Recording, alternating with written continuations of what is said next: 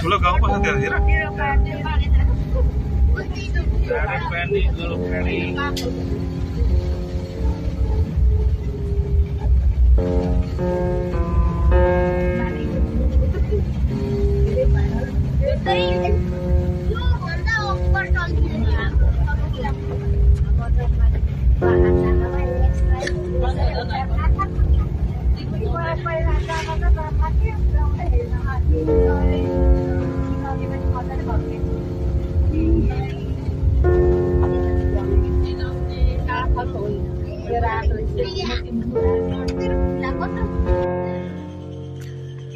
ल भेडेटार पाथिभारा माताको दर्शन गर्न आजको दिन सब परिवार जाँदै गरेको अवस्था छ। अहिले पहिले चाहिँ बाटो अलिक राम्रो थिएन, भन्नु मतलब यसो मान्छे हिँड्ने गोरेटो बाटोहरू थियो ठिक ठिकको, अनि खङ्ग्राङ खुङ्ग्रुङ हिँड्दै जानु पर्थ्यो। अहिले चाहिँ यसरी बाटो बनाएको छ, ठिक्क मान्छे हिँड्ने सजिलो। सिमेन्टीको ढलाइ गरेर यस यतिको चाहिँ बाटो बनायो भने गाडी आइराख्नु जरुरी छैन। अब अलिअलि त धार्मिक स्थलहरू जाँदाखेरि थोरै हिँडेर गफ गर्दै होइन, अलिकति सानोतिनो भए पनि छोटो यात्रा भए पनि यसो हिँड्दै गफ गर्दै जाँदाखेरि राम्रो हुन्छ। त्यसको लागि राम्रो हो। ठाउँ ठाउँमा डस्टबिन पनि छ।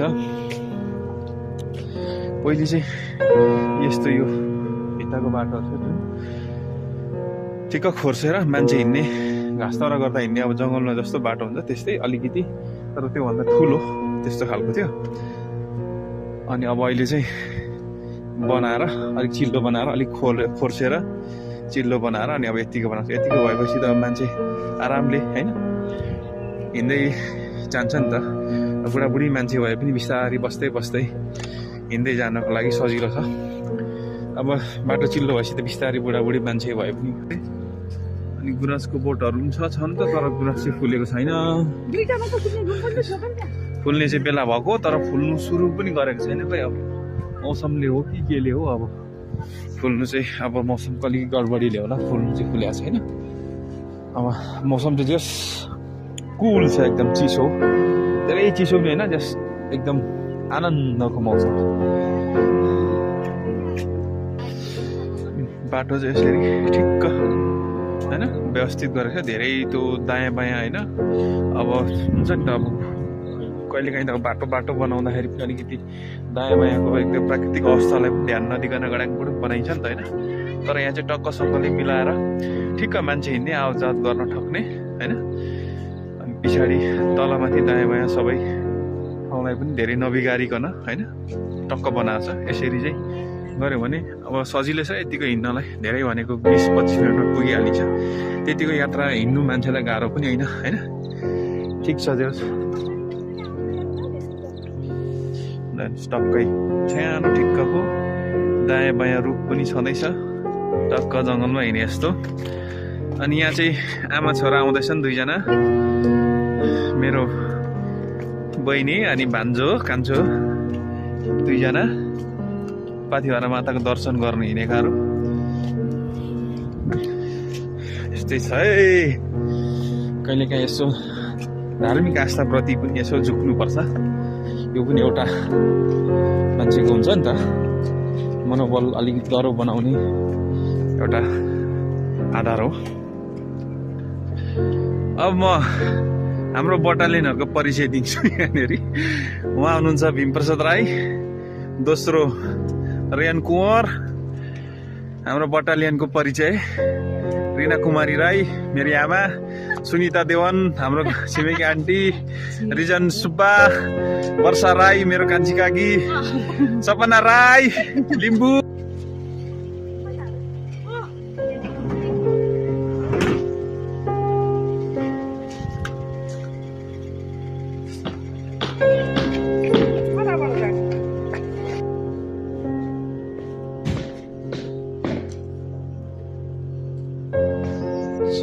चप्ली राख्ने ठाउँ यसरी बनाइदिएको छ।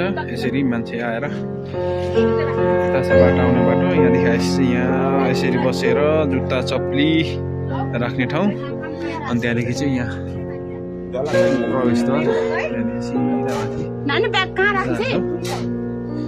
कुकुरहरू पनि रहेछन् नि मन्दिरमा बसिरहेछन्। अनि यहाँबाट सुरु गरेर चाहिँ अब यसो सिधा माथि गएर पाथिभरा माता बेडेटार पाथिभरा हाम्रा दर्शन गर्नेहरू जाँदैछन् माथि, यता दर्शन गर्दैछन्। ल राम्ररी कामना गर्नु पर्यो है मजाले।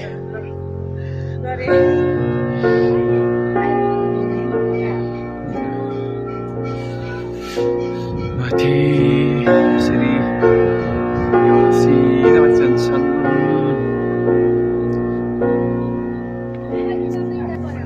यहाँदेखि सुरु हुन्छ।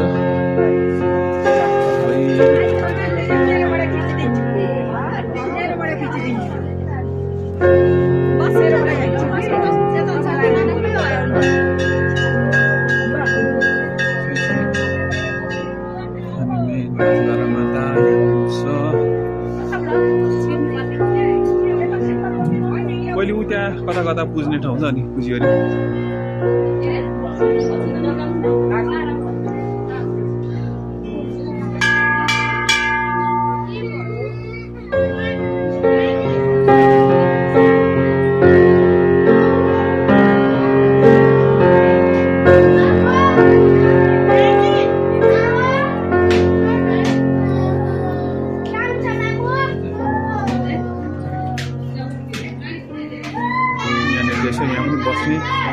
आफ्नो सरसामान हेर्ने एकदिन विश्राम गर्ने ठाउँ यसरी बनाइएको छ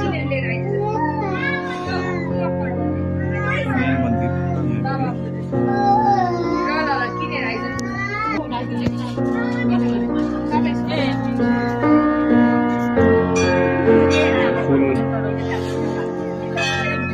फुलहरू तयारी हुँदैछ यहाँ पूजा गर्नुको लागि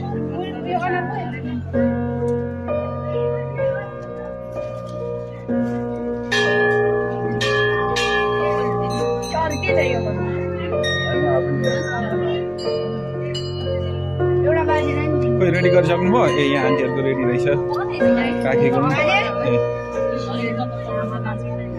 ल यहाँ चढाउँछु क्या चढाउनु न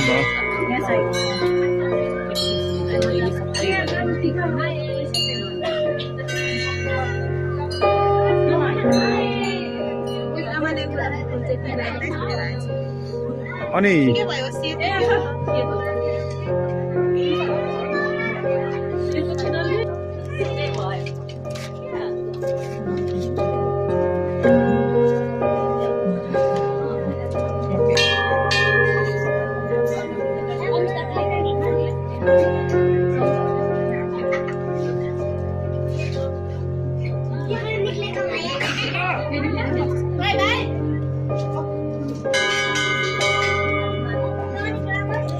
बोरे यहाँ आउने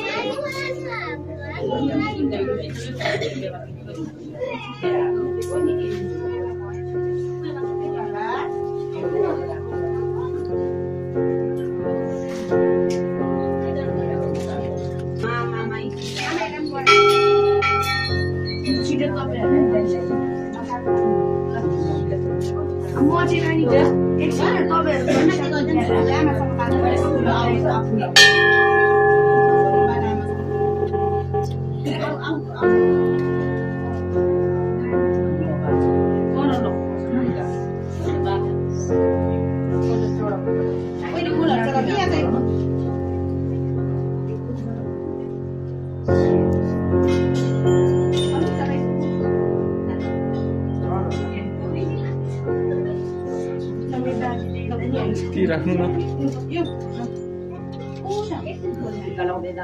यसरी हैन यसरी यसरी कन किन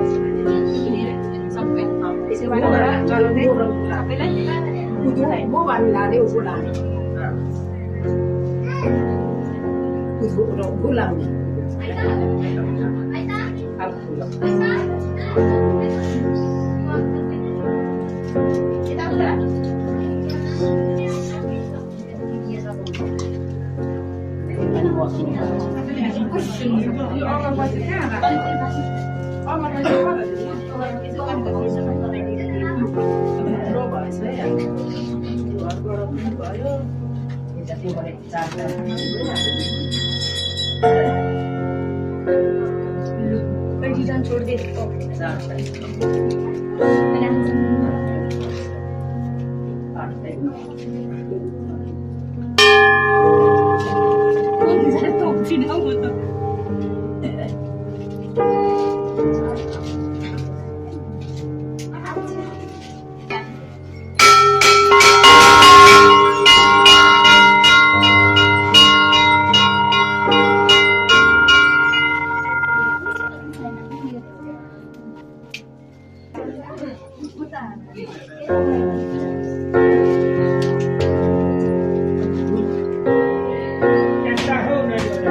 त्यहाँ चढाइदियो उठाएर यसो गर्नुपर्छ चढाउनु यहाँ बाहिर फुटाउनु पर्ने अरे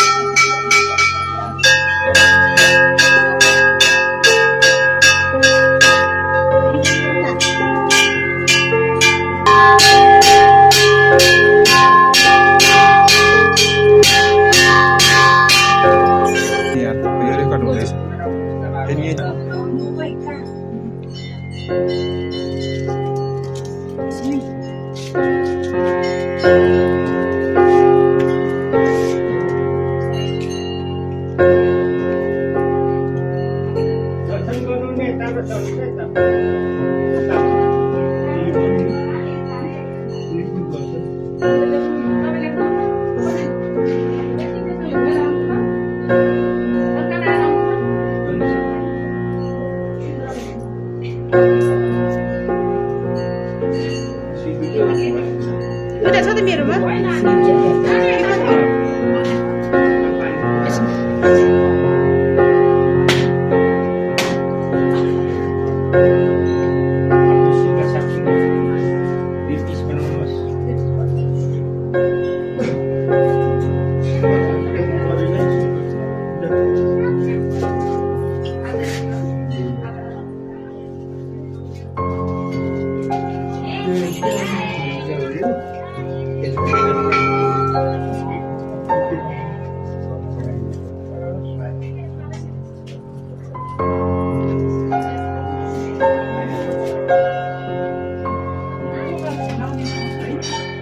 यहाँ झन्डा भयो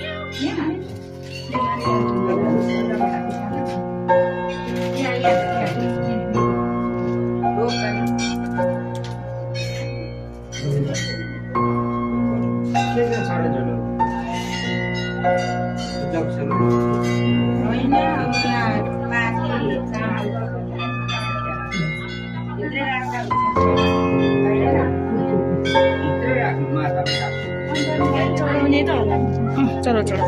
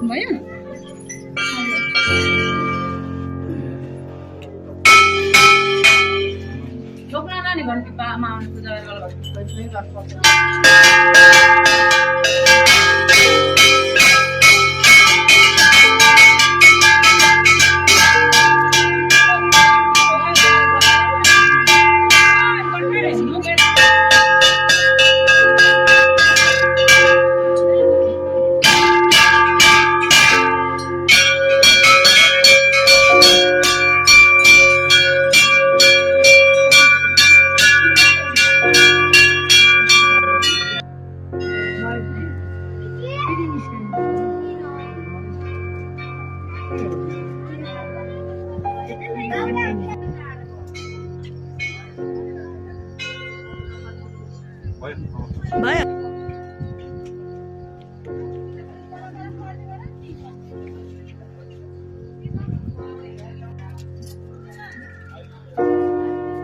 ए ओराल्नु मात्र भयो मान्छे बजी कम खाइछ त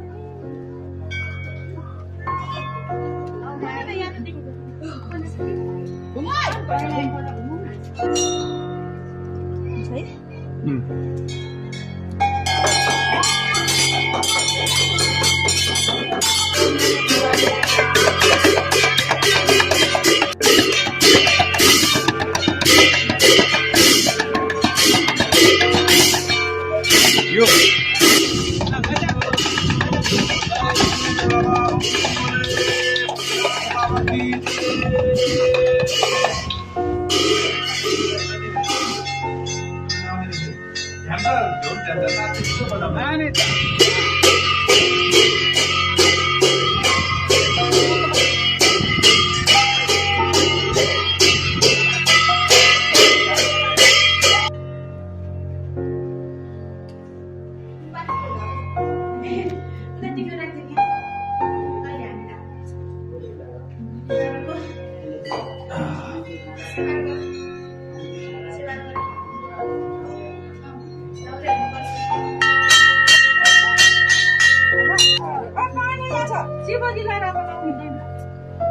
गर्दैछु म धेरै एउटै धेरै खिचिरहेको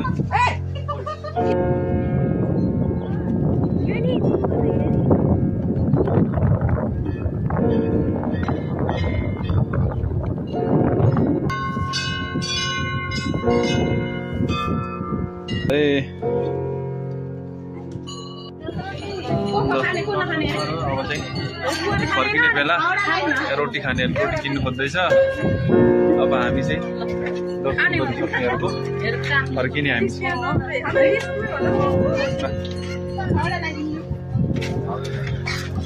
रोटी किन्ने